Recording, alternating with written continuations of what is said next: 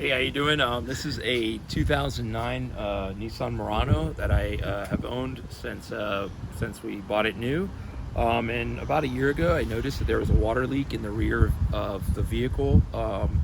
Initially, I thought it was being caused by these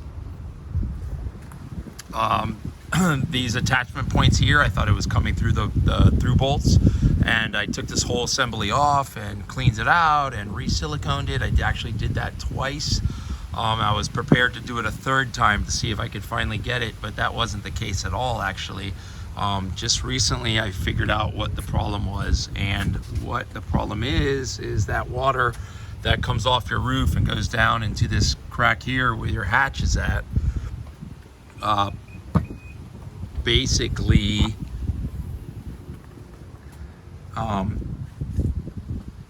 goes into this seam weld here that dries out, I'm assuming, and creates a leak. Which is interesting is that it's actually on both sides, so it's definitely a big problem with Muranos of this year. I guess this is the 2009 to the 2014 models.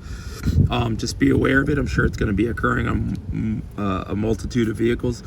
But a real simple fix would be ultimately to just put a little bit of silicone or some type of sealant in there. I'm going to show you a product that I just bought at AutoZone. This is a flowable silicone, but you can use pretty much anything.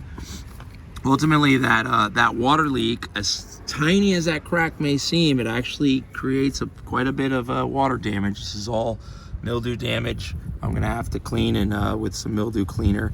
It's even affected my gas shock for my airbag. I'm gonna have to see about that. Now I have an airbag light, so definitely a big issue with Muranos. Don't worry, you don't have to detach or take apart any of this. This is just me trying to diagnose the issue. Ultimately, the leak came out of that little hole. There was a sticker there, and that's one leak on one side.